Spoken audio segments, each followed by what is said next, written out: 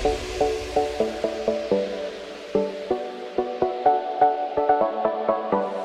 students. So next chapter in the politics, that is ideas and ideals of Indian Constitution. उसके बारे में एक introduction इसके पहले वाला वीडियो में हम दिया था। अभी उसका आगे वाला पोर्शन हम लोग देखते हैं। Your vision. India is a secular country. India कैसा कंट्री है? A secular country. सेक्युलर मतलब the country which treats all the religions equal, it is called a secular country. तो इंडिया में, इंडिया एक ऐसा देश है जिसमें all religions को equal मानता है ना। उसको हिंदी में क्या बोलता है? धर्मनिरपेक्ष देश है। Secularism and fundamental right are two of the most prominent ideas of the Indian Constitution. हमारा भारत का कॉन्स्टिट्यूशन का, इंडियन कॉन्स्टिट्यूशन का टू मोस्ट इम्पॉर्टेंट आइडियाज़, दो most prominent most important ideas ये दोनों है। क्या है? The secularism and fundamental rights. Fundamental rights मतलब मौलिक अधिकार। Under the British rule we were compelled to obey laws that favoured our rulers, not us. British का राज के समय में ये एक ज़रूरी था, या हम लोग को ब्रिटिश का रूल को मानना पड़ता था। जो ब्रिटिश का रूल वो ब्रिटिश का फेवर के लिए बनाया हुआ था, हम लोग का फेवर के लिए बनाया हुआ नहीं था। Our constituent assembly took 3 years to complete the constitution they draft. हम लोग का कॉन्स्टिट्यूंट असेंबली, वो हमारा इंडियन कॉन्स्टिट्यूशन को बनाने के लिए, उसको लिखने के लिए इट टुक ऑलमोस्ट 3 years है ना। वो लगभग 3 years लगा है। It keeping in mind the needs and aspirations of the various ethnic, religious, linguistic and cultural groups that made up India. तो हमारा कॉन्स्टिट्यूशन लिखने के समय कॉन्स्टिट्यूंट असेंबली ये सब चीज़ को मन में रखा था, ताकि the needs and aspirations, needs and aspirations, aspiration मतलब hope, needs and hope, needs and hope of various ethnic, ethnic means the population belongs to many sub groups, it is called ethnic. Religious, religious मतलब धार्मिक। Linguistic, linguistic मतलब भाषा के अनुसार। And the cultural groups, cultural groups मतलब अलग अलग संस्कृति वाला ग्रुप्स। ये सब लोग मतलब अलग अलग भाषा बोलने वाला, अलग अलग रिलीजियन को मानने वाला, अलग अलग कल्चर को फॉलो करने वाला एथनिक ग्रुप। एथनिक ग्रुप मतलब अलग अलग प्रकार का सोशल ग्रुप्स। ये सारा प्रकार का लोग हमारा देश में रहता है, इसलिए इन सब का नीड्स एंड होप्स को मन में रखते हुए ये हमारा इंडियन कॉन्स्टिट्यूशन को बनाया है। With the great foresight and wisdom the framers of the constitution created a marvelous document which was full of ideals and was yet practical। तो with the great foresight मतलब बहुत आगे के और भी देखते हुए, मतलब बहुत ज़्यादा फ्यूचर के बारे में भी देख के और बहुत इंटेलिजेंस के साथ हमारा कॉन्स्टिट्यूशन का फ्रेमर्स, फ्रेमर्स मतलब हमारा कॉन्स्टिट्यूशन को बनाने वाला लोग, उन लोग हमारा कॉन्स्टिट्यूशन को बनाया है। ये वो उस तरह का एक मार्वलस डॉक्यूमेंट है। मार्वलस मतलब अनोखा डॉक्यूमेंट है। Which was full of ideals and was set to practical. उसमें पूरा आइडियल्स है। आइडियल्स मतलब एकदम अच्छा से एक देश का राज करने का सारा बात उसमें लिखा हुआ है, लेकिन उसमें बहुत सारा चीज़ येट इट प्रैक्टिकल, वो अभी भी क्या नहीं हुआ, प्रैक्टिकल नहीं हुआ।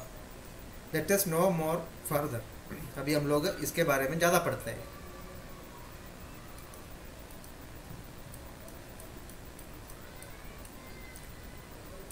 Learning advantage, learn more in this chapter. ये चैप्टर में हम लोग और क्या क्या ज़्यादा पढ़ने वाला है। इंडियन कॉन्स्टिट्यूशन के बारे में हम लोग ये चैप्टर में पढ़ेंगे। The features of Indian constitution, हमारा कॉन्स्टिट्यूशन का क्या क्या फीचर्स है उसके बारे में हम लोग इसमें पढ़ेंगे। द प्रीएम्बल द प्रियम्बल मतलब the introduction to our constitution, हमारा कॉन्स्टिट्यूशन का इंट्रोडक्शन लिखा हुआ वो पेज को बोलता है द प्रियम्बल। तो उसमें क्या लिखा हुआ है उसके बारे में हम लोग ये चैप्टर में पढ़ेंगे। फेडरलिज्म, उसका मतलब संघवाद, उसका मतलब क्या होता है। फेडरलिज्म मतलब जो हमारा देश हम लोग को जानता है, इंडिया एक कंट्री है, वो कंट्री में अलग अलग स्टेट्स होता है, हर स्टेट के लिए स्टेट गवर्नमेंट होता है, स्टेट गवर्नमेंट के पास अपना पावर है। तो इस तरह से एक देश का राज करने का वो मेथड का नाम है फेडरलिज्म। इसके बाद हम लोग पढ़ेंगे the fundamental rights and fundamental duties, मतलब इंडिया का पीपल, इंडियन सिटीजन, उन लोगों के लिए क्या क्या तरह का मौलिक अधिकार है और मौलिक कर्तव्य है, उसके बारे में पढ़ेंगे। उसके बाद directive principles of state policy, directive principle मतलब निर्देशिक सिद्धांत, निर्देशिक सिद्धांत, स्टेट पॉलिसी मतलब राज्य की नीति, ये सब के बारे में हम लोग ये चैप्टर में पढ़ने वाला है। India was under British rule for almost 200 years, India British rule के अंडर में था लगभग 200 साल तक। Under the British administration we were forced to obey laws favour to the British rulers and not us. तो इसके दौरान ब्रिटिश राज में हम लोग मतलब इंडिया का पीपल वो ब्रिटिश का बनाया हुआ नियम को मानना चाहिए था।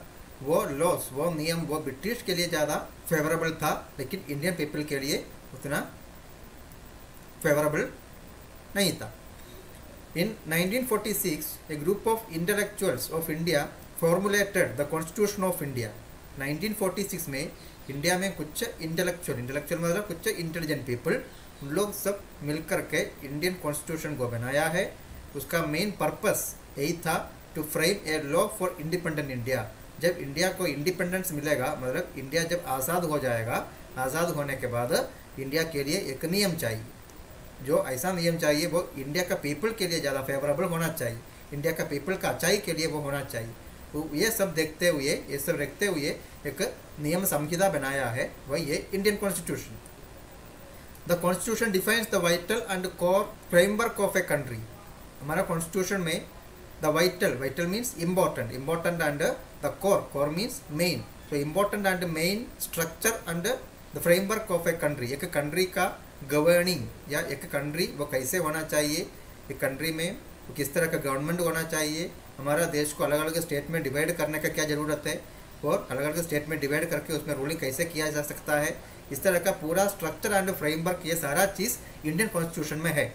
It also contains the national goals which form the foundation of a country. इसके अलावा हमारा देश का फाउंडेशन मतलब उसका बेसिस वो किस चीज़ पर आधारित है, मतलब हमारा नेशनल गोल्स क्या क्या है, राष्ट्रीय मुद्दा या राष्ट्रीय लक्ष्य, ये सब क्या क्या है, ये सारा चीज़ इंडियन कॉन्स्टिट्यूशन में लिखा हुआ है।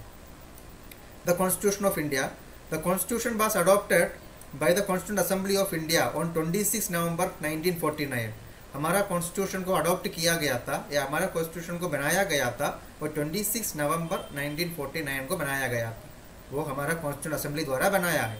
एक ऊपर में एक फ़ोटो दिया हुआ है द कॉन्स्टिट्यूंट असेंबली, उसका एक फ़ोटो है, एक फाइल फ़ोटो है द कॉन्स्टिट्यूंट असेंबली, मतलब जो लोग मिलकर के हमारे इंडियन कॉन्स्टिट्यूशन को बनाया है उस समय का एक तस्वीर है ये। उसके बाद however it came into effect on 26 जनवरी 1940। तो 1949 26 नवंबर को हमारा कॉन्स्टिट्यूशन को बनाया गया था, लेकिन वो हमारा देश में लागू हुआ है 26 जनवरी 1950 को, because it was a day selected for its historical significance. ये 26 जनवरी वो एक ऐसा दिन है, उसके लिए कुछ हिस्टोरिकल इम्पोर्टेंस होता है। वो क्या इम्पोर्टेंस है? At the Lahore session of the Congress in December 1929 it was declared that 26 January would be celebrated as the day of the पूर्ण स्वराज। तो लाहौर सेशन में, इंटरनेशनल कांग्रेस का लाहौर मीटिंग में, लाहौर सेशन में वो हुआ था दिसंबर 1929 में। उतना साल पहले जो लाहौर सेशन में उन लोग वो मीटिंग में ये बात को डिसाइड किया गया था कि the 26 January would be celebrated as the day of Purna Swaraj, ताकि जनवरी 26 को ही वो ऐसा दिन जैसा मनाना चाहिए, द डे ऑफ द पूर्ण Swaraj, the day of the पूर्ण स्वराज, पूर्ण स्वराज मीन्स कंप्लीट इंडिपेंडेंस, मतलब जब हम लोग को पूरी तरह से आज़ादी मिलने का दिन वो जनवरी 26 को मनाना चाहिए। ये बात उतना साल पहले ही लाहौर सेशन में डिसाइड किया गया था। So when India became independent 26 January was chosen as the day of declare India a republic. तो इसलिए इंडिया इंडिपेंडेंट होने के बाद या मतलब इंडिया को आज़ादी मिलने के बाद भी 26 जनवरी को ही इंडिया को एक रिपब्लिक जैसा घोषणा करने के लिए, इंडिया एक रिपब्लिक हो गया, वो घोषणा करने के लिए या उसी का दिन वो 26 जनवरी को चुना गया था। The features of Indian constitution, Indian constitution का फीचर्स क्या क्या है? India has the bulkiest return and the most detailed constitution in the world. ये दुनिया का सबसे हेवी, बल्कि मतलब सबसे भारी या सबसे मोटा रिटर्न कॉन्स्टिट्यूशन वो इंडिया का है। मतलब सबसे ज़्यादा पॉइंट उसमें लिखा हुआ है, बहुत सारा लॉस उसमें लिखा हुआ है, उस तरह का सबसे बड़ा कॉन्स्टिट्यूशन वो इंडिया का है। And the most detailed constitution, मतलब उसमें सबसे ज़्यादा पेजेस है, उसमें बहुत सारा बात डिटेल में लिखा हुआ है हमारा कॉन्स्टिट्यूशन में। In order to give the people of India the best possible constitution, the framers of our constitution studied and incorporated the best features of various constitutions of the world. So, in order to give the people of India the best possible constitution, Indian people के लिए, India का लोगों के लिए सबसे बढ़िया best ना, the best constitution India के लिए बनाने के लिए इंडियन कॉन्स्टिट्यूशन का फ्रेमर्स जो इंडियन कॉन्स्टिट्यूशन को बनाया था उन लोग स्टडी किया है अलग अलग देश का कॉन्स्टिट्यूशन ना। दे studied the best features of various constitutions of the world. ये दुनिया का दूसरा देश का सबसे अच्छा कॉन्स्टिट्यूशन जो है उसी को स्टडी करके उसमें से भी कुछ पॉइंट्स हमारा कॉन्स्टिट्यूशन में इंक्लूड किया है एंड इनकॉर्पोरेटेड ना, studied and incorporated best features of various constitution of world. वो क्या क्या पॉइंट कौन कौन देश से लिया है उसके बारे में हम लोग थोड़ा सा देख लेते हैं। The fundamental rights and the federal form of government were adopted from the constitution of USA. America का कॉन्स्टिट्यूशन से हमारा फंडामेंटल राइट्स, इसका मतलब मौलिक अधिकार वो क्या क्या होना चाहिए, ये अमेरिकन कॉन्स्टिट्यूशन से लिया गया है। And the federal form of government, India का गवर्नमेंट मतलब इंडिया एक कंट्री के अंडर में डिफरेंट स्टेट्स के लिए डिफरेंट गवर्नमेंट, उन लोगों का अपना पावर, इस तरह का फेडरल फॉर्म ऑफ गवर्नमेंट, ये दोनों बात अमेरिकन कॉन्स्टिट्यूशन से लिया गया है। The parliamentary system of government and single citizenship were adopted from the constitution of UK. UK means Britain ना, मतलब इंग्लैंड। यूके का कॉन्स्टिट्यूशन से ये दो चीज़ को लिया गया है। The parliamentary system of government, India का गवर्नमेंट वो कैसे होना चाहिए, पार्लियामेंट्री सिस्टम ऑफ गवर्नमेंट होना चाहिए। ये पार्लियामेंट्री सिस्टम मतलब क्या है, एक पार्लियामेंट होना चाहिए, वो पार्लियामेंट में पीपल के द्वारा इलेक्ट हुआ रिप्रेजेंटेटिव्स होना चाहिए, उस तरह का। जैसे हम लोग का पार्लियामेंट उसमें है दो houses, upper house and lower house ना। ये मेथड उन लोग यूके का कॉन्स्टिट्यूशन से लिया है। एंड सिंगल सिटीजनशिप मतलब इंडिया का हर एक पीपल, हर एक आदमी को लिए अपना अपना सिंगल सिटीजनशिप भी होना चाहिए, ये बात भी यूके का कॉन्स्टिट्यूशन से लिया गया है। The directive principles of state policy ना, डायरेक्टिव प्रिंसिपल मतलब निर्देशिक सिद्धांत है ना, स्टेट पॉलिसी राज्य का नीति, ये बात it was adopted from the constitution of Ireland. Ireland जो देश है वो आयरलैंड का कॉन्स्टिट्यूशन से लिया गया है, ये directive principles of state policy वाला बात है।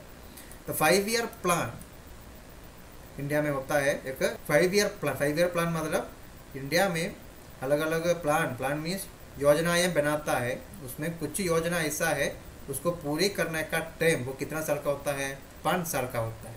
उस तरह का जो 5 साल वाला प्लान योजना, ऐसा योजना बनाना चाहिए।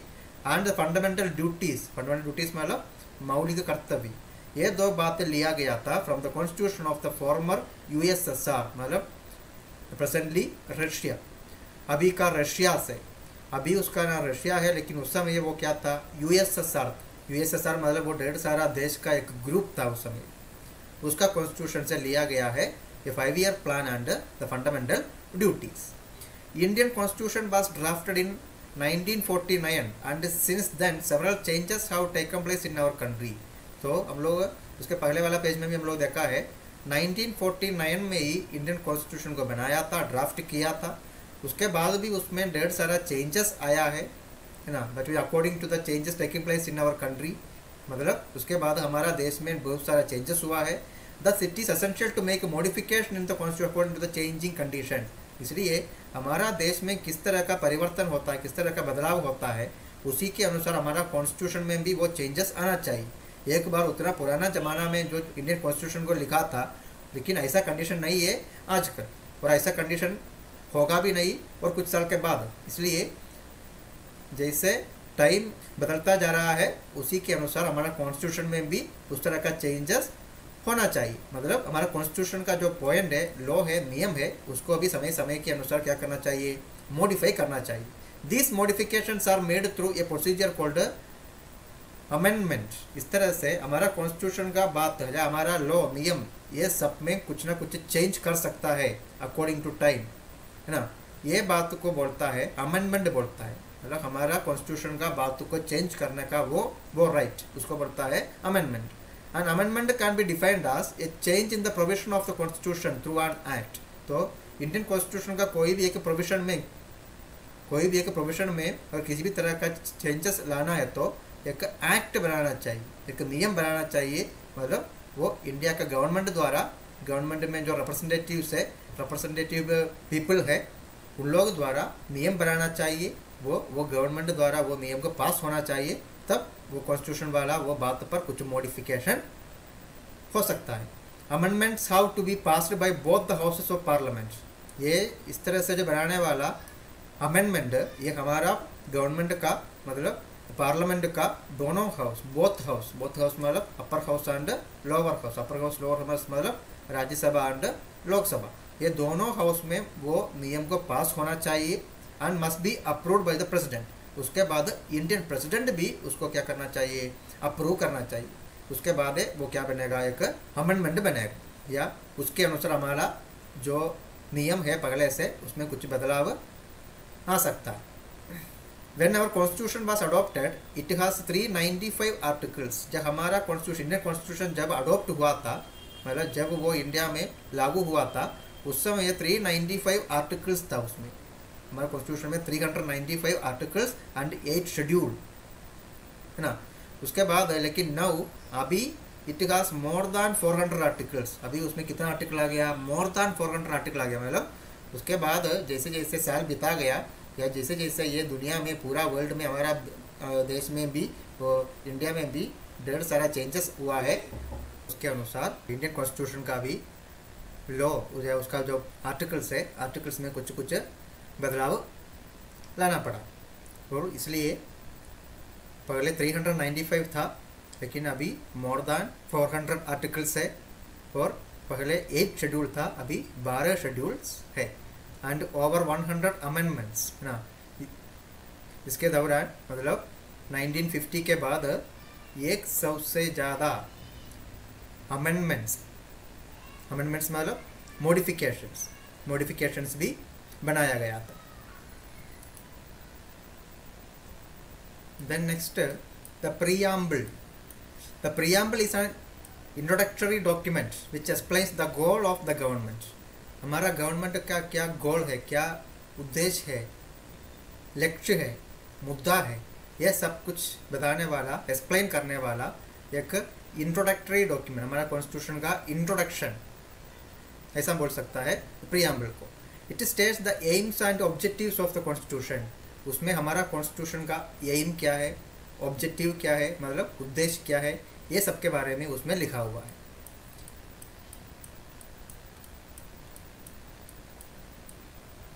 देखिए, द प्रीएम्बल में ऐसा लिखा हुआ है, we the people of India having solemnly resolved to constitute India into a sovereign. We the people of India, मतलब इसमें ऐसा लिखा हुआ है, इंडियन कॉन्स्टिट्यूशन जो लिखा वो एक ड्राफ्टिंग कमेटी ने बनाया या एक कॉन्स्टिट्यूएंट असेंबली ने बनाया, लेकिन उन लोग इंडिया का पीपल के लिए बनाया, इसलिए उसका स्टार्टिंग ऐसा है, we the people of India, मतलब हम लोग इंडिया का पीपल, ये बता रहा है। we having solemnly resolved to, having solemnly resolved, उसका मतलब क्या है? solemnly, solemnly मतलब सत्यनिष्ठा से, सत्यनिष्ठा से। resolved, resolved मीन्स संकल्प लेता है। to constitute इंडिया, ताकि हमारा इंडिया, भारत देश को ऐसा बनाएंगे, है ना?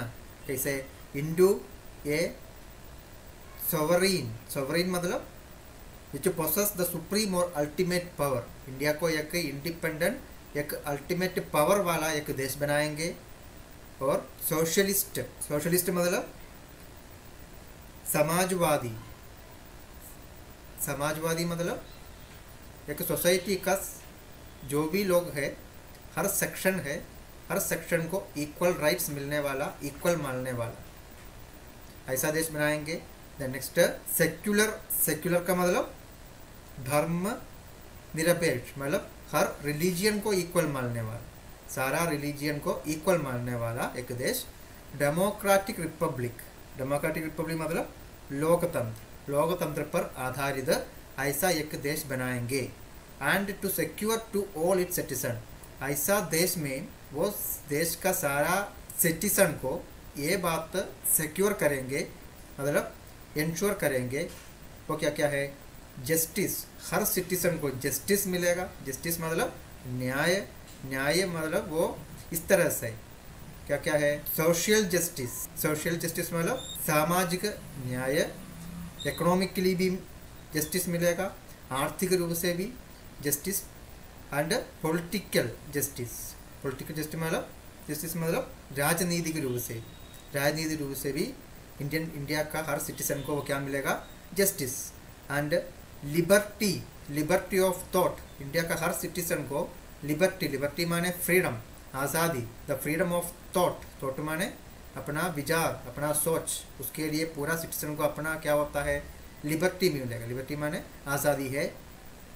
लिबर्टी ऑफ एक्सप्रेशन, एक्सप्रेशन मतलब अपना विचार भाव को प्रकट करने का, उसका भी आज़ादी होता है हम लोग को। लिबर्टी ऑफ बिलीफ, हम लोग को जो चीज़ मानना चाहता है हम लोग, उसी पर हम लोग को मान सकता है। बिलीफ, बिलीफ का लिबर्टी है। लिबर्टी ऑफ फेथ, फेथ माने विश्वास ना, विश्वास के लिए भी हम लोग को क्या है?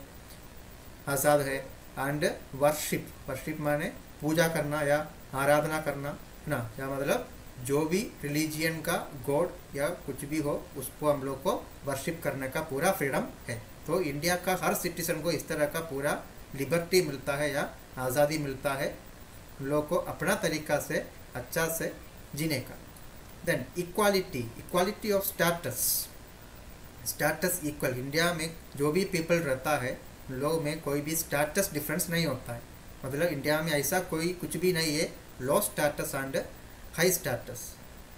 रिच हो या पुअर हो या जो भी काम करने वाला लोग हो, इन लोग सब के लिए इंडिया में, इंडिया का ये भूमि में वो सब क्या है? Equal.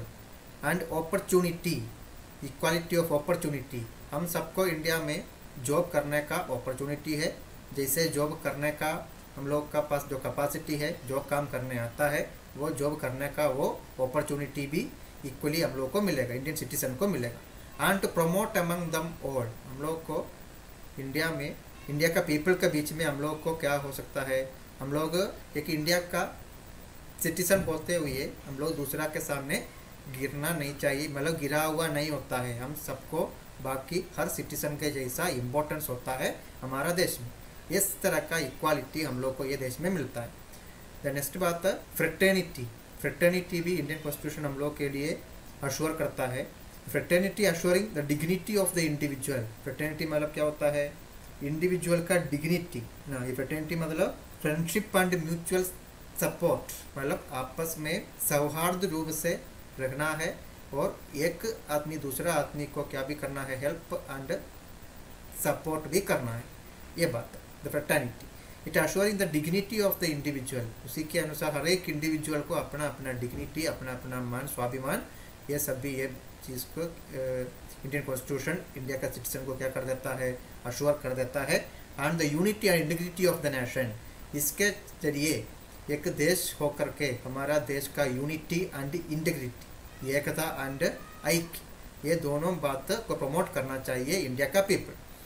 In our constituent assembly this 26th day of November 1949 do hereby adopt, enact and give to ourselves this constitution, है ना।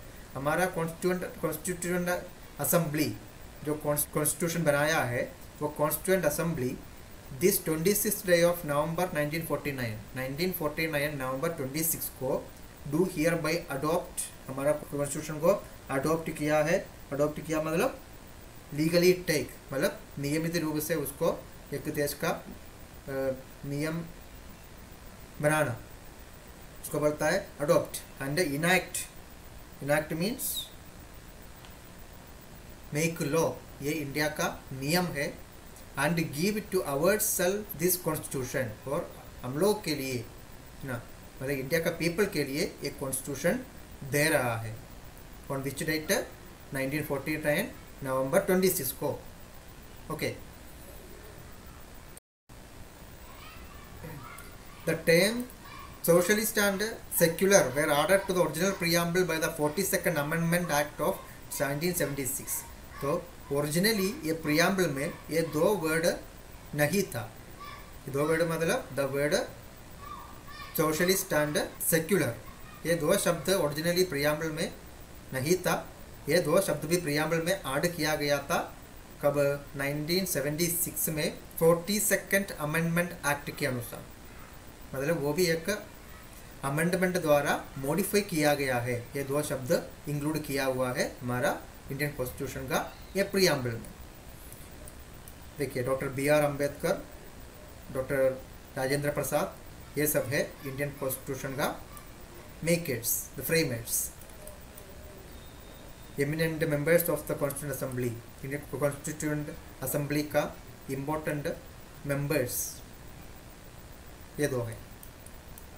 The fundamental rights were inspired by England's billing rights. तो इंडियन कॉन्स्टिट्यूशन का fundamental rights, मौलिक अधिकार, ये England का billing rights इस पर इंस्पायर होकर के, मतलब वो हुआ था 1689। The United states bill of rights ना, उसके अलावा यूनाइटेड स्टेट्स का अमेरिका भी bill of rights. The French declaration of rights of man, है ना। उसके बाद ये कौन देश का है? फ्रेंच का declaration of the rights of man, the created during the French revolution of 1789। इस तरह का राइट्स अलग अलग देश में अपना अपना देश का लोगों के लिए मौलिक अधिकार बताने वाला ये राइट्स बनाया गया था। उसी से इंस्पायर होकर के इंडियन कॉन्स्टिट्यूशन का ये फंडामेंटल राइट्स भी बनाया गया है। A careful study of the preamble reveals that it is the people of India who are stating their aims and giving power to themselves, है ना। हम लोग ये देखा था, हमारा प्रीएम्बल का सबसे स्टार्टिंग लाइन में we the people of India लिखा हुआ है। उसका मतलब इंडिया का पीपल के लिए जो नियम चाहिए, जो पावर चाहिए, इंडियन गवर्नमेंट का, पीपल का, हमारा देश का जो एम है, ये सारा चीज़ द पीपल ऑफ इंडिया के द्वारा बनाया गया। मतलब हम लोग का नियम, हम लोग का पावर, हम लोग का गवर्नमेंट, ये सब हम लोग खुद बनाया है। That thus depicts the hopes and aspirations of the people of India। इसलिए उसी में the people of India मतलब हम लोग का होप, एस्पिरेशन, है ना, ये सारा चीज़ उसमें दर्शाया हो। Every government must keep the main principles of our constitution in mind. इसलिए हर गवर्नमेंट का, जो भी गवर्नमेंट इंडिया में आता है, मतलब इलेक्शन के बाद जो भी पार्टी इंडिया का रूलिंग पार्टी होता है, हम लोग ये सब प्रिंसिपल, ये मेन प्रिंसिपल्स, हमारा कॉन्स्टिट्यूशन का मेन प्रिंसिपल्स को मन में रखते हुए अपना काम करना चाहिए while framing the laws।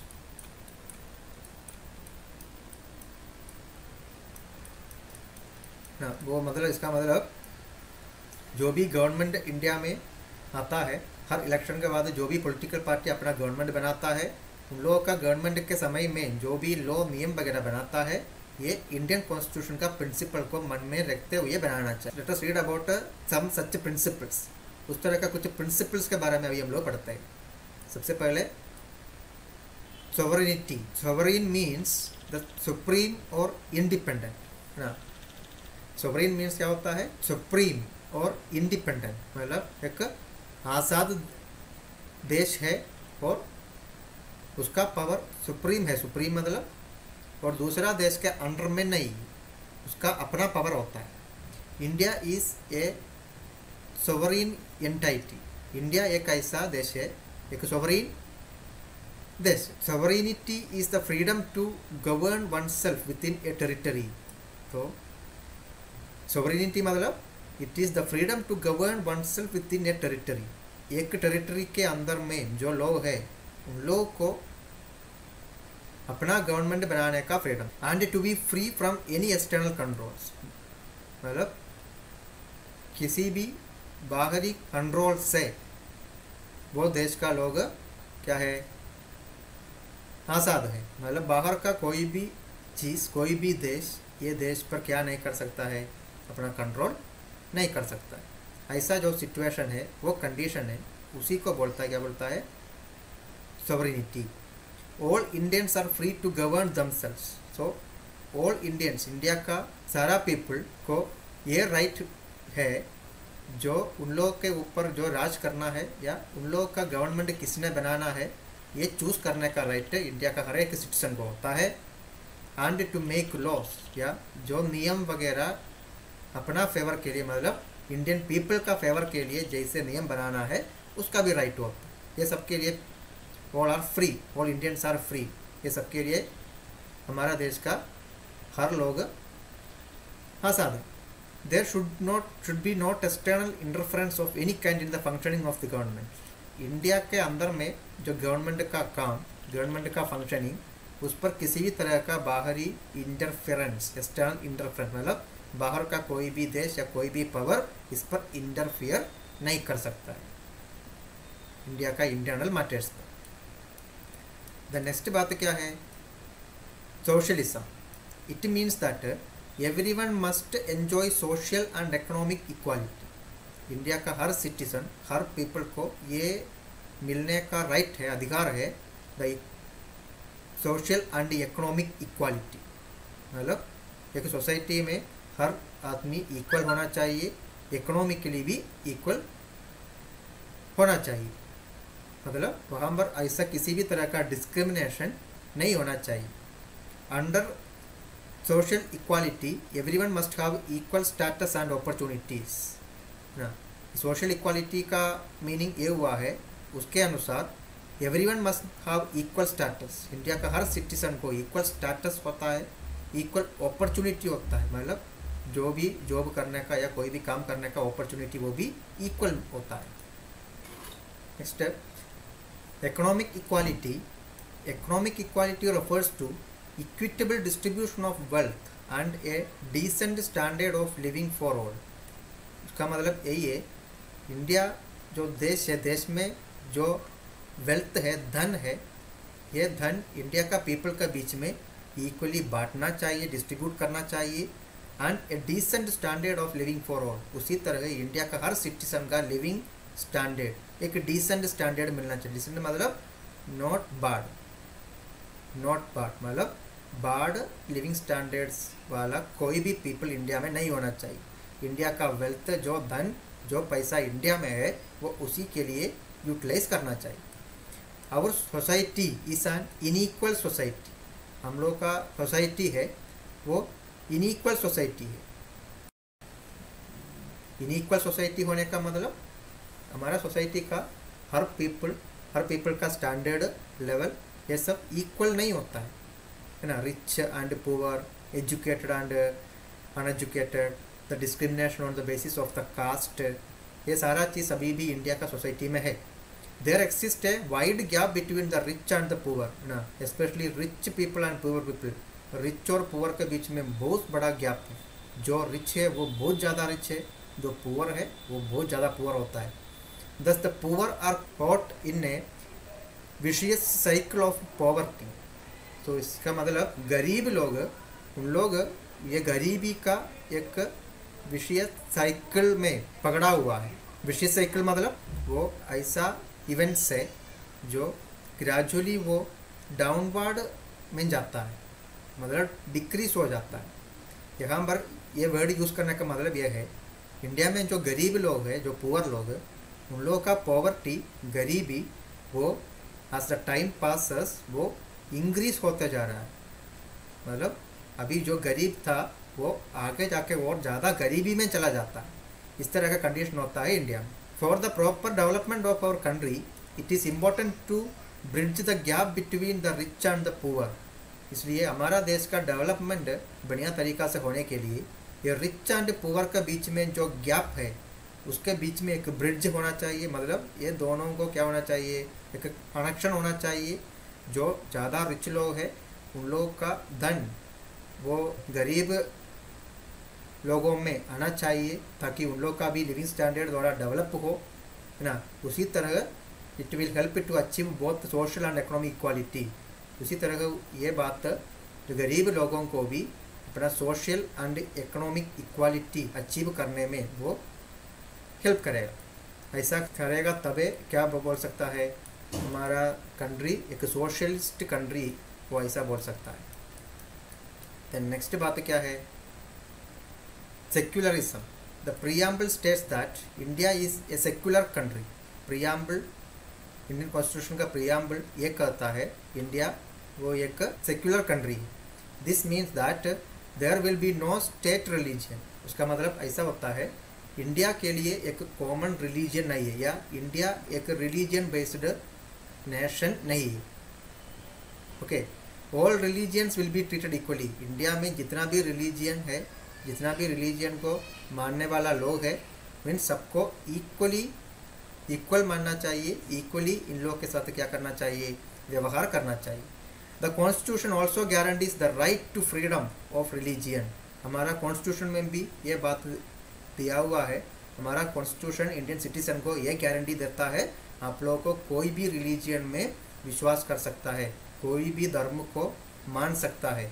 Right to freedom of religion का मतलब वही, it is a fundamental right. ये हम लोग का एक मौलिक अधिकार है। This includes the freedom to profess, propagate and practice in religion. ये राइट के अनुसार, ये फंडामेंटल राइट के अनुसार इंडियन सिटीजन्स को ऐसा फ्रीडम है to profess, to propagate and to practice in religion. कोई भी रिलीजियन को मान सकता है, कोई भी रिलीजियन के अनुसार जी सकता है, कोई भी रिलीजियन का जो आइडियाज़ है उसके अनुसार हमारा देश में जीने का वो राइट, वो अधिकार ये कॉन्स्टिट्यूशन देता है। Hence every religious group in India can practice and propagate it's faith. इसलिए इंडिया का हर रिलीजियस ग्रुप को अपने अनुसार जो लोग का जो पूजा स्थल जैसे मंदिर, मस्जिद से जो भी जहाँ भी चाहिए उन लोग अपना सोसाइटी में, अपना कम्युनिटी में बना सकता है। उसके अनुसार जो पूजा वगैरह ये सब कर सकता है, या अपना बिलीफ के अनुसार जो भी रिलीजियन का जो बातों को प्रैक्टिस कर सकता है। The government has the duty to protect the life, liberty and property of all its citizen without discriminating against them on the basis of caste, creed, religion or sex. The government has the duty to protect. ये Indian government का या हर एक state government का एक duty है to protect the life, liberty and property of all its citizen. India का हर citizen का लाइफ को बचाना है, उसका liberty, liberty means the freedom to express, the freedom to believe, the freedom to live, है ना, ये सबको बचाना है। एंड द प्रॉपर्टी, हर एक सिटीजन का जो प्रॉपर्टी है ये सबको बचा कर रखने का वो ड्यूटी वो किसका है, गवर्नमेंट का है। विदाउट डिस्क्रिमिनेटिंग अगेंस्ट दम, उन लोग के बीच में किसी भी तरह का भेदभाव नहीं दिखाना चाहिए। डिस्क्रिमिनेशन मतलब भेदभाव, ये नहीं दिखाना चाहिए।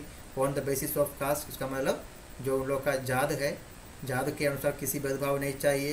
द क्रीड, क्रीड मतलब उन लोग का विश्वास, बिलीफ, है ना, उसके अनुसार कोई भी भेदभाव नहीं चाहिए। उन लोग का धर्म के अनुसार, रिलीजियन के अनुसार किसी भेदभाव नहीं होना चाहिए। एंड द सेक्स, सेक्स माने लिंग। तो इस तरह का बातों के अनुसार किसी तरह का भेदभाव बिना करते हुए हर इंडियन सिटीजन का प्रॉपर्टी, लिबर्टी, लाइफ ये सबको बचा कर रखने का एक जिम्मेदारी वो गवर्नमेंट का होता है। देन एक फाइल है, did you know Abraham Lincoln the 16th president of USA. America का 16th प्रेसिडेंट है कौन, अब्राहम लिंकन। ही डिफाइंड डेमोक्रेसी आज, उसने डेमोक्रेसी को ऐसा डेफिनेशन दिया है, डेमोक्रेसी मतलब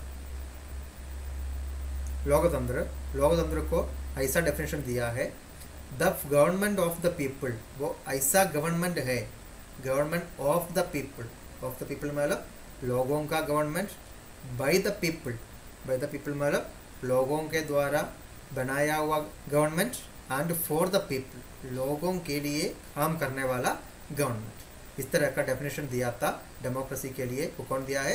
अब्राहम लिंकन। देन डेमोक्रेसी के बारे में अभी पढ़ते हैं। Democracy refers to the government where in people have the power to vote and elect the representative to the government. Democracy मतलब एक गवर्नमेंट, गवर्नमेंट के लिए, गवर्नमेंट बनाने के लिए वो देश का ऑल पीपल मतलब सारा लोग को ये पावर मिलता है वोट करके, इलेक्शन में वोट करके अपना रिप्रेजेंटेटिव्स को इलेक्ट करके, अपना रिप्रेजेंटेटिव को चूज करके उन लोगों के द्वारा गवर्नमेंट बना सकता है। This representatives then make laws on behalf of the people. जो रिप्रेजेंटेटिव्स को लोग इलेक्शन में वोट दे करके जिताएगा, उन लोग ये पीपल के लिए नियम बनाएंगे। In India the citizen who are 18 years and above have the right to vote. India में हम लोग को जानता है 18 साल या उसके ऊपर वाला जो भी आदमी है उसको वोट दे सकता है। This is known as universal adult franchise. ये जो अधिकार है 18 साल के ऊपर वाला लोगों को इलेक्शन में वोट दे करके अपना रिप्रेजेंटेटिव्स को चूज कर सकता है, यह अधिकार को बोलता है universal adult franchise, universal adult franchise.